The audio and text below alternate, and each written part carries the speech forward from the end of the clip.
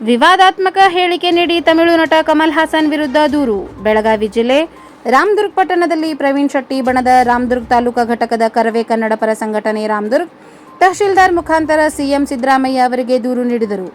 ಥಗ್ life ಚಿತ್ರದ ಧ್ವನಿ ಸುರುಳಿ ಬಿಡುಗಡೆ ಸಮಾರಂಭದಲ್ಲಿ ವಿವಾದಾತ್ಮಕ ಹೇಳಿಕೆ ನೀಡಿದ ತಮಿಳು ನಟ ಕಮಲ್ ಹಾಸನ್ ವಿರುದ್ಧ ದೂರು ನೀಡಿದ್ದಾರೆ. ಥಗ್ ಲೈಫ್ ಚಲನಚಿತ್ರ ಧ್ವನಿ ಬಿಡುಗಡೆ ಸಮಾರಂಭದಲ್ಲಿ ಕನ್ನಡ ಹುಟ್ಟಿದ್ದು ತಮಿಳಿನಿಂದ ಎಂಬುದು ಧಕ್ಕೆ ಉಂಟು ಮಾಡುವುದಲ್ಲದೆ ಕನ್ನಡಿಗರ ಹಾಗೂ ತಮಿಳರ ಮಧ್ಯೆ ವಿಷಬೀಜ ಬಿತ್ತುವುದರೊಂದಿಗೆ ವಿವಾದಾತ್ಮಕ ಹೇಳಿಕೆ ನೀಡಿ ಕನ್ನಡಿಗರ ಭಾವನೆಗೆ ಕನ್ನಡಿಗರಿಗೆ ಅಪಮಾನ ಮಾಡಿರುತ್ತಾರೆ. ಪ್ರತಿ ಬಾರಿ ತಮಿಳು ಹೊಸ ಚಲನಚಿತ್ರ ಬಿಡುಗಡೆ ಸಂದರ್ಭದಲ್ಲಿ ಕನ್ನಡಿಗರ ಸ್ವಾಭಿಮಾನಕ್ಕೆ ಧಕ್ಕೆ ಮಾಡುತ್ತಲೇ ಬಂದಿದ್ದಾರೆ. ಈ ರೀತಿ ಹೇಳಿಕೆಗಳು ನಿರಂತರ ನೀಡಿ ಹೋಗುತ್ತಾರೆ. ನಂತರ ಇಲ್ಲಿ ಕನ್ನಡಿಗರು ಮತ್ತು ತಮಿಳರ ಮಧ್ಯೆ ಶಾಂತಿ ಸುವ್ಯವಸ್ಥೆಯನ್ನು ಹದಗೆಡಿಸುವಂತೆ ಮಾಡುತ್ತಾರೆ. ಆದ್ದರಿಂದ ಇಂತಹ ಹೇಳಿಕೆಗಳನ್ನು ನೀಡುವ ವ್ಯಕ್ತಿಗಳಿಗೆ ಕಾನೂನು ರೀತಿಯಲ್ಲಿ ಮೊಕದ್ದಮೆ ದಾಖಲಿಸಿ ಕಠಿಣ ಕಾನೂನು ಕ್ರಮ ಕೈಗೊಳ್ಳಬೇಕೆಂದು ಮನವಿ ನೀಡಿದರು. ಈ ಸಂದರ್ಭದಲ್ಲಿ ಕರವೇ ರಾಮದುರ್ಗ ತಾಲೂಕಾ ಅಧ್ಯಕ್ಷ ಶ್ರೇಯಸ್ ವಾಲಿ, ಪದಾಧಿಕಾರಿಗಳು, ಸದಸ್ಯರು, ಕಾರ್ಯಕರ್ತರು ಉಪಸ್ಥಿತರಿದ್ದರು.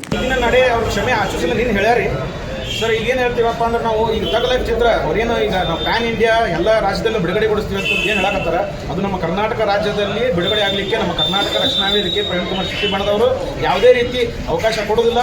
ಅದು ಏನಾದರೂ ನಮ್ಮ ಇಲ್ಲಿ ಬಿಡುಗಡೆ ಆದರೆ ಅದು ಅದಕ್ಕೆ ತಕ್ಕ ಪಾಠವನ್ನು ನಾವು ಕರ್ನಾಟಕ ರಕ್ಷಣಾ ವೇದಿಕೆ ಕಾರ್ಯಕರ್ತರು, ಪದಾಧಿಕಾರಿಗಳು ಮಾಡ್ತೀವಿ ಅಂತ ಎಚ್ಚರಿಕೆಗೊಳಿಸ್ತೀವಿ. ಶಾಶ್ವತ ಪರಿಹಾರ ಏನಪ್ಪ ಅಂದರೆ ನಾವು ವಾಣಿಜ್ಯ ಚಿತ್ರೋದ್ಯಮ ಮಂಡಳಿಗೆ ನಮ್ಮ ರಾಜ್ಯಾಧ್ಯಕ್ಷರ ಸಮ್ಮುಖದಲ್ಲಿ ಎಲ್ಲ ರಾಜ್ಯ ಪದಾಧಿಕಾರಿ ಸಮ್ಮುಖದಲ್ಲಿ ಹೋಗಿ ಲಗ್ಗೆ ಹಾಕಿ ಅವರಿಗೂ ಸಹ ಒಂದು ಮನವಿ ಮಾಡಿದ್ದಾರೆ. ಈಗಾಗಲೇ ಈ ಥಗ್ ಲೈಫ್ ಚಿತ್ರವನ್ನು ರದ್ದುಗೊಳಿಸಬೇಕು, ಬಿಡುಗಡೆಗೊಳಿಸಬಾರ್ದು ಅಂತ ಅವರು ಒಂದು ಆದೇಶವನ್ನು ಹೊರಡಿಸಿದ್ದಾರೆ. ಇದು ಇಷ್ಟಕ್ಕೆ ನಿಲ್ಲುವುದಿಲ್ಲ. ಯಾಕಪ್ಪ ಅಂದ್ರೆ ನೀವು ಹೇಳಿದಾಗ ಎಲ್ಲ ಧ್ವನಿಸುರುಳಿ ಕಾರ್ಯಕ್ರಮದಾಗೂ ಕನ್ನಡಿಗರು ಹೇಳಿಕೆಗಳು ಬರ್ತಾ ಇದ್ದಾವೆ. ಅದು ನಮ್ಮ ಕರ್ನಾಟಕ ಸರ್ಕಾರ ಒಂದು ತಕ್ಕವಾದಂಥ ಕಠಿಣ ಕ್ರಮ ತಗೊಂಡು ಅವರ ಮುಖದ ಮೇಲೆ ಹಾಕಿದ್ರೆ ಇನ್ನೊಮ್ಮೆ ಈ ರೀತಿದು ಆಗುವುದಿಲ್ಲ. ಈ ಥಗ್ ಲೈಫ್ ಚಿತ್ರದಿಂದ ಒಂದು ಎಚ್ಚರಿಕೆ ಗಂಟೆ ಆಗೈತಿದೆ. ಇದರಿಂದ ಮುಂದೆ ಯಾವ ರೀತಿ ಅನಾಹುತಗಳೂ ಆಗಬಾರ್ದು. ಕರ್ನಾಟಕ ಸರ್ಕಾರ ಎಚ್ಚೆತ್ಕೊಂಡು ಒಂದು ಮೊಕದ್ದಮೆಯನ್ನು ಹೂಡಿಸ್ಬೇಕಂತೇಳಿ ನಾನು ಕೇಳ್ಕೊತೇನೆ.